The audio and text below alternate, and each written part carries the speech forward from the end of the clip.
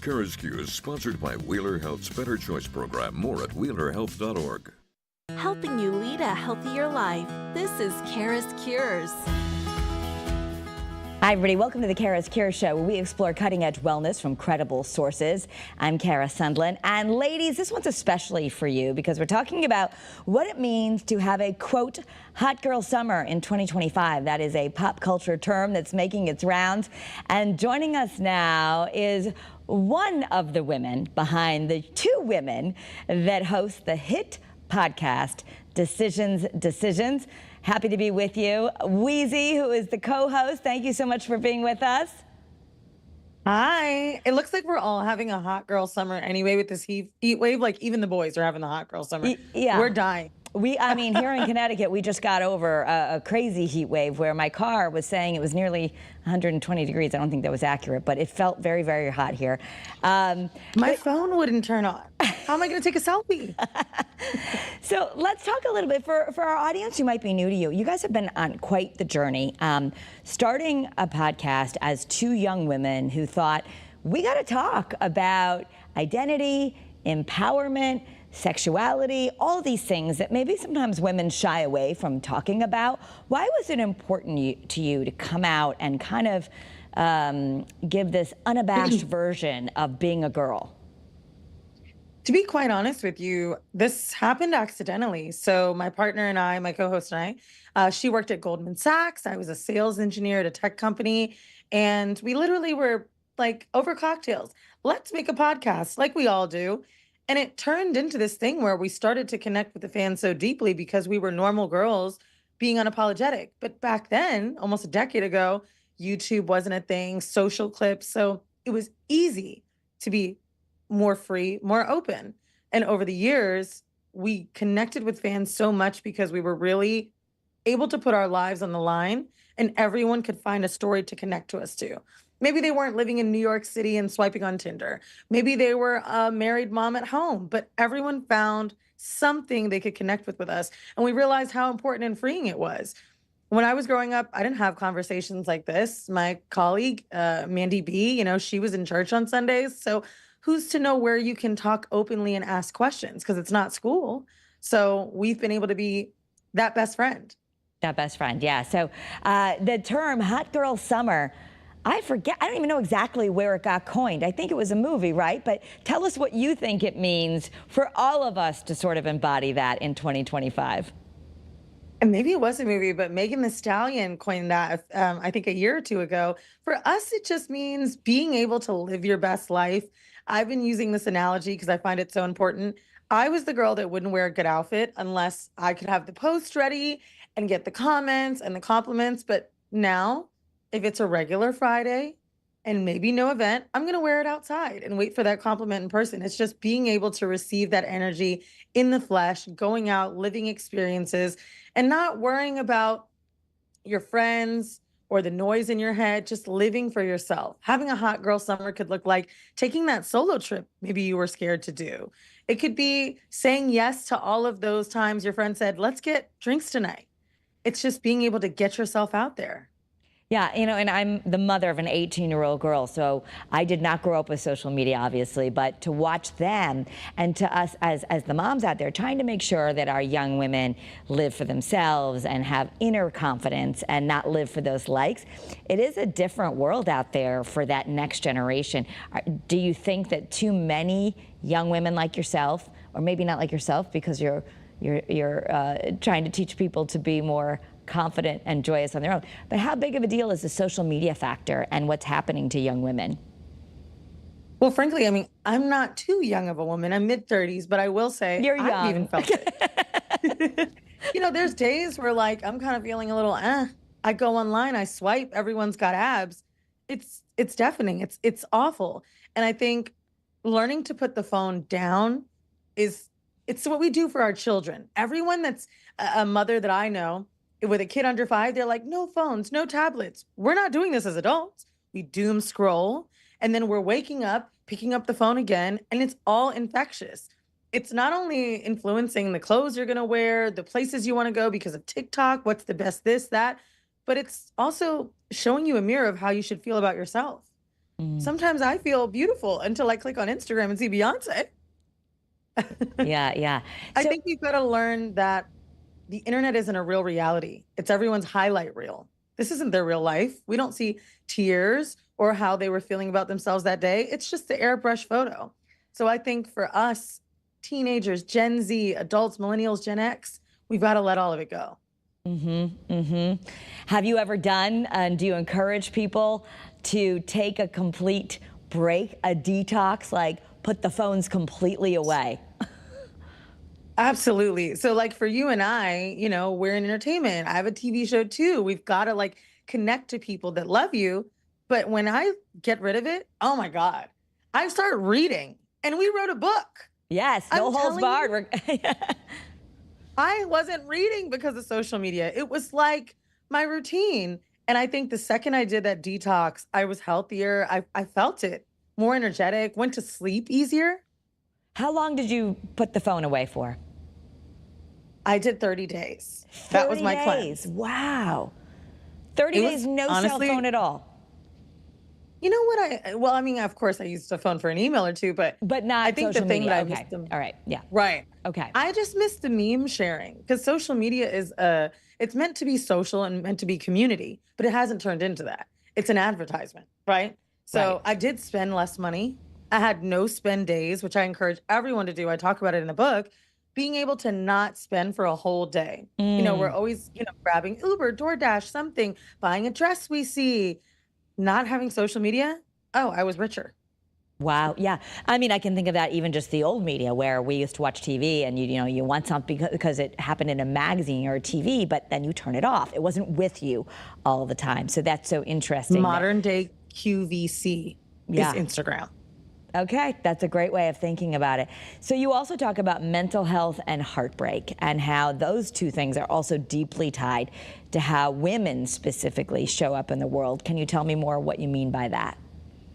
So I would say what I mean by that particularly in the book, I feel like every woman has a very intense heartbreak that shapes them. It's why Adele gave us a great album. There's always that one thing, right? For us, what we realized was we were treating the breakup as whatever, I'm single now, let's go out and forget about it. And you're actually losing someone, you're grieving them. This is it's something we need in therapy to discuss. And for some reason, we're kind of breezing by it. We use our friends as therapy. And therapists say that 45% of conversations and issues are due to past romantic relationships. So I think what we got to dive into was really seeing that it's all connected. Our mental health is all affected by the dating scene. Think about when you're swiping, the instant gratification of knowing someone will be there. What happens when you put the phone down? You feel lonely.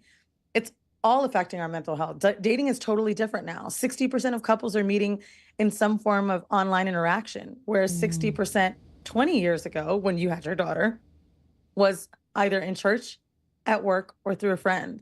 So everything has changed, and we're learning to become these new people that the generation before wasn't. And so I think it's really led on to a brand new issue with mental health, anxiety, depression, anxiousness. What's your advice living in that generation where people want to date? And for the young generation, I know they're on Snapchat a lot, or they're finding, everything on Instagram. So what do you recommend in the book so that people can have better relationships and better mental health? I think it's figuring out the dose of what's healthy for you. For example, let it be dating, right? It's kind of hard to not date online at this point in time, right? We've all become little hermit crabs in our house after the pandemic. Maybe we're not going out as much, but it's limiting how much you can do. And also incorporating nights out, going out alone, having dinners, going to art galleries, going to concerts and events. I heard you just talking about one this weekend. We, as single women, aren't necessarily taking ourselves out there. And I think starting a slow detox, not a cold turkey, because that never works. Just saying, hey, instead of touching my phone in the bed, I'm only going to do it in the living room. No more laying down on my phone with that, right in front of my face. Start small. And from there, you'll see how less of a crutch it is. Yeah, I mean, so your audience has grown up with you because now you're both in your 30s, really sharing personal experiences, even widening your audience. What do you think, what's one of the most important lessons you've learned that perhaps you could pass on to the girls in their teens and 20s, people like my daughter, now that you're in your 30s, that you really wish your younger self would have known? Saying no is the most powerful thing. And I realize we discuss power a lot in the book. And I think for young women, saying no is so important. We kind of just go along with the flow. We tend to be people pleasers a lot of the time. And I would encourage anyone from 16 to 70, start saying no. Saying no with a smile. Not today. Saying no has really helped us a lot with making our own choices, feeling more independent, and I think getting that autonomy back, which as women, sometimes we don't always feel we have because we're saying yes to everything. Trying to get approval. Just like you did this interview. Yeah. No. We did review it. Yes, we sometimes say no. But yes, I mean, the idea that we've talked a lot on this show about boundaries, and as a working mom, I've got 2 kids, a husband, a busy job, right? If we don't learn how to say no in a kind way, I like that you said it without with a smile, then we're really just, we're flat out, we're doing too much. So what's your filter? Because people need to know not only how to say no, but how do they determine if they should say no? Ooh, I think it's when you feel burnt out. So, for example, one of my New Year's resolutions for myself was to work out 4 times a week. And I wasn't doing that because I was saying yes to too many other obligations. People that are successful at anything have a true routine.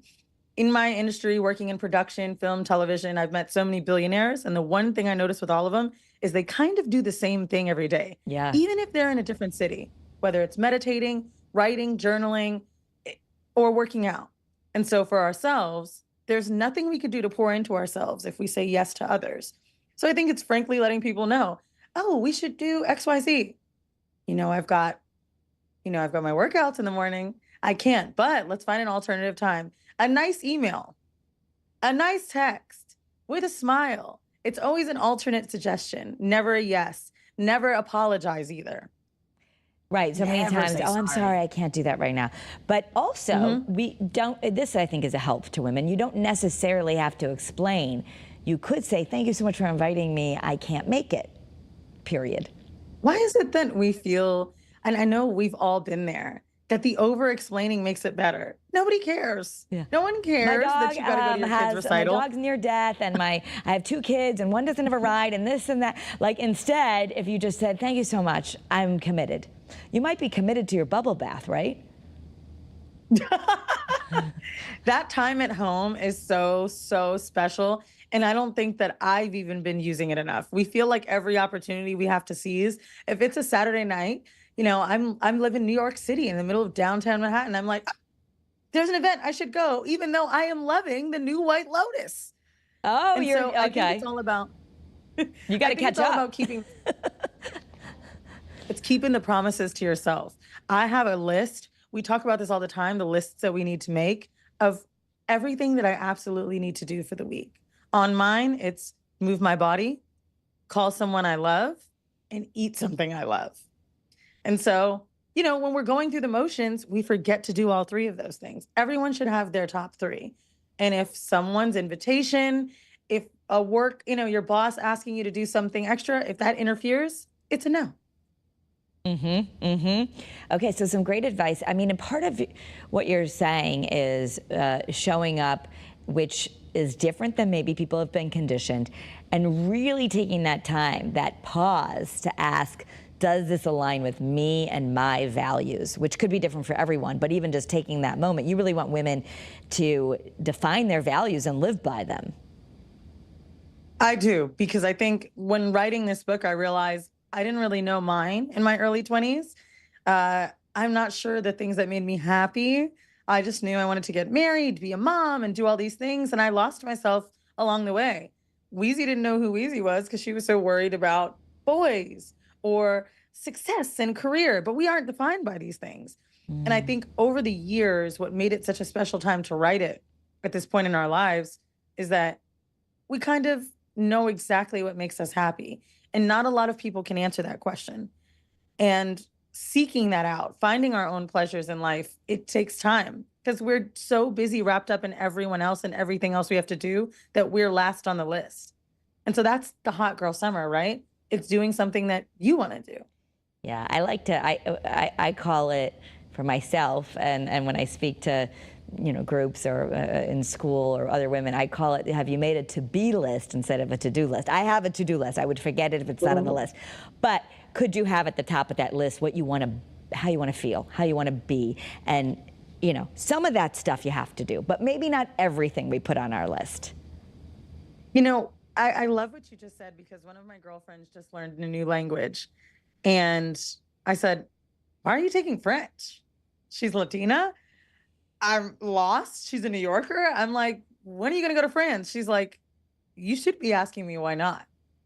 Okay. She's like, I love French food. I wear French brands. I love Dior. I'm going to learn French. And it was the first time that it hit me. You can be 40 and find a new thing. Sure. Why do we need the excuse? I'm really looking at her confused. Like, did she meet a French guy? No. And I think none of us are doing that B list.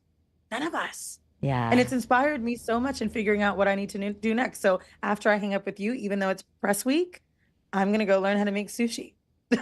Okay, good. We've had some people on the show. It's not easy. Oh, God.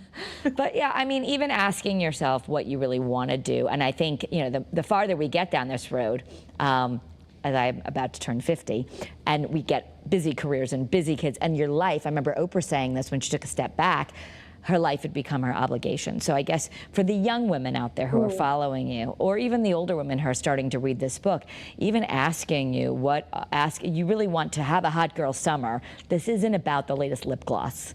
Not that you can't look good, but this is about who do you want to be? Like in this life, you want people to ask themselves, what are you becoming? I think the brightest thing of this all is the 18 and the 40. I would say, although I would love to be totally honest and say, yes, this book is for everyone. An 18, your daughter will read this and be intrigued, but the 40-year-old woman will read it and feel like, yes, they'll feel seen.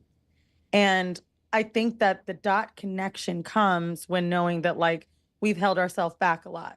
This book is very much detailing what it's like to seek your own pleasures in life, whether it be your own mind, body, spirit, or outside of you. And we just don't seem to make that the focus.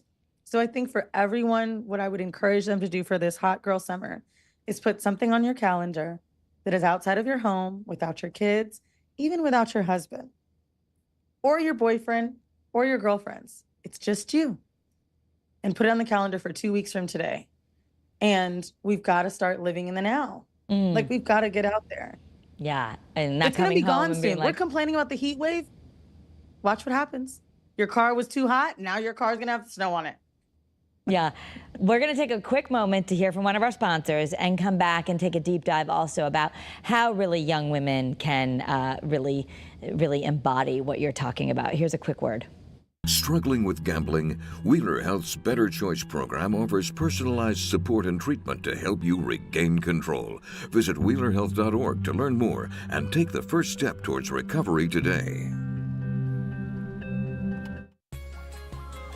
And I'm back with Weezy, and she is one half of a dynamic duo on the podcast Decisions. They have a new book out called No Holds Barred, a dual manifesto of sexual exploration and power, part memoir, part guide, personal growth. It explores identity, trauma, healing, confidence, and where they all intersect, especially for Gen Z and millennial women, because they're really rewriting the role. I like to think that, I'm in that group too. But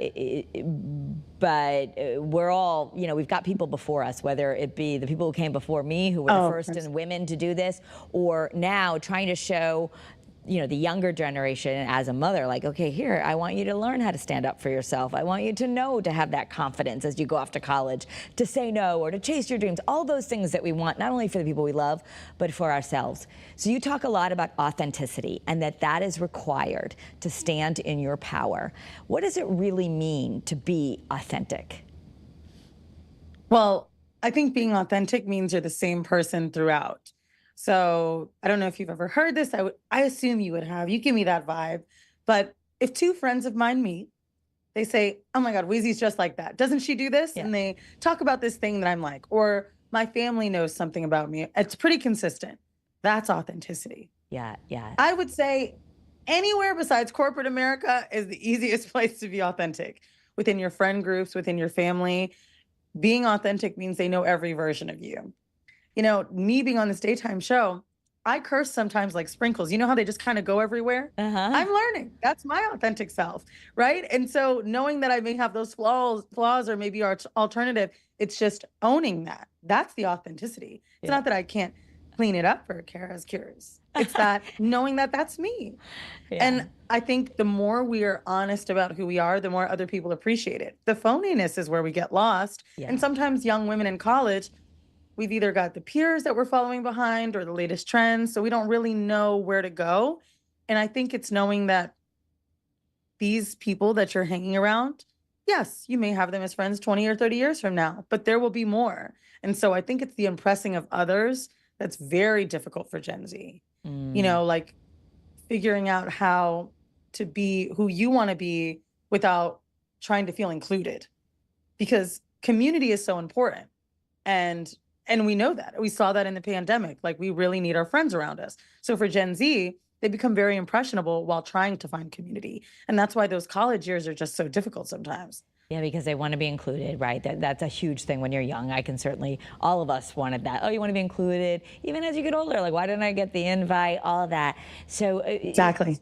So as you show people, another big trend from Mel Robbins is going around, I'm calling the let them theory, which I think you guys embrace a little bit too, is just the idea that if you could dive deeper into how do you do what you want to do, have your friends, care about other people, but not care so much that you're changing who you are.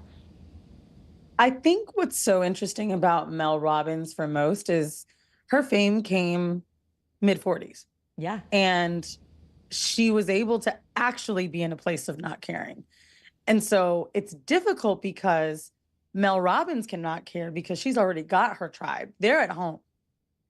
At 18, you're building yours. So my advice for the let them theory is actually finding the tribe, right? It's Pride Week, and there's so much conversation surrounding like, hey, who do you talk to about certain things, et cetera, right? What were these people's journey like? I like to compartmentalize if I find that my friends or family aren't a safe space. In the book, I talk about a devil on my shoulder and an angel on my shoulder. We all need those two friends.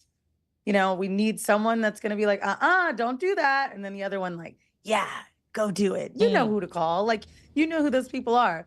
So I would say for the younger women out there, it's figuring out those different tribes. What's something you're into? What's something that you love? Whether it be music, whether it be art, whether you're a loner, find the other loner girls. They exist. I think finding your tribe is the most important thing to being able to let them, because the people that love you will never make you feel like you disappointed them. Or even just that feeling, and maybe women, we have it more often than men, of just wanting to please. Even very successful people like Oprah have said, I have the people-pleasing addiction, and she's had to learn. So I don't know if you think your generation is getting better at that, but I think it's something so important, and how women can go, wait a minute, am I just doing this so I can make someone happy or be liked? I think they are getting a little bit better, because as traditional gender roles are going out of the window, we're kind of seeing a resurgence of, hey, I'm feeling empowered. And my mom is 74 years old, so she's seen all of it in life, right? And she's like, oh, in the 60s, we were out loud and proud. And then in the 80s, we came back around again. So I think we're kind of getting to see that, which is a beautiful time for your daughter to be 18, right? Yeah. What's interesting about the let them idea, which is basically the idea that you shouldn't be angry, you shouldn't let something bother you, just let it happen. Yeah. I really do believe you have to be in that phase of 40. So I would encourage, Okay. I really do. Okay. Think about it. When you meet someone old, we've all got a grandma who just doesn't care. They're going to say anything to anyone. They've been doing let them for 50 years. Yeah. So No filter. I think it gets harder when you're younger. Sure. And I would encourage all of those people out there listening, men and women, if you're in that age range and you're kind of feeling like life is getting the best of you, you really do have to let them and let it go. Because at the end of the day, we're all going to be okay. So one of the things you talk about is how younger generations are leading that new unapologetic approach to identity. So as we come to the end of our time together, what do you want people to really get out of this book when it comes to becoming who they're meant to be? Well, I think that the most important thing is knowing that maybe it's your parents putting pressure on you, maybe it's society, but when you sit with yourself, do you like who you are? And I would encourage young people to remember that they have to live for themselves. And I really want to just give a quick example. When I moved to New York City a decade ago, I wanted to be Sarah Jessica Parker. Yeah. Not her, but Carrie Bradshaw. And I literally embodied everything she was. I picked my favorite person, whether it was writing, journalism, having the friend group, going to galleries, wearing cool clothes, doing those things, and just immersing myself into being that person. Finding a mentor, someone you like, someone you admire, thinking, how did they wake up this morning? And when I got to hear Sarah Jessica Parker speak, the woman is reading 2 books a day. 2 books a day. Wow. A mom and a wife. But it just let me know, like, that's exactly the person I want to be. I want to be the person that has that time, money, and is that smart. But really, it's just figuring out, who do you admire? How are they spending their day? And trying to get in alignment with that. Be the person that you admire. With your own flair. And I know you get into that. Yeah, the book is available everywhere. It's No Holds Barred, a dual manifesto of sexual exploration and power. In our final minute together, we got about a minute, that's it. I know, are you coming back to Connecticut? Can people, do we know yet if they can, or how can people find, if they want to come see you, your fans? We may not be able to make it this week, but what I would say is if you purchase No Holds Barred this week, if you follow the Decisions Instagram, there's a link for a masterclass.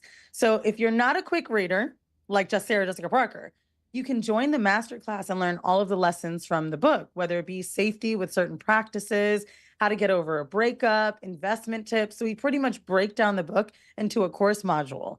And it's amazing. It's G-rated to R-rated, but it's really lovely, and it's hosted by myself, my co-host Mandy, and experts we brought in to teach the classes with us. Yeah, I love that you address so many different themes in the book, and you can get, when you listen to the podcast, it's not network TV, so you can not be G-rated, hear we're G-rated, but we appreciate you sharing all the information since we're still governed by the FTC, or the FCC.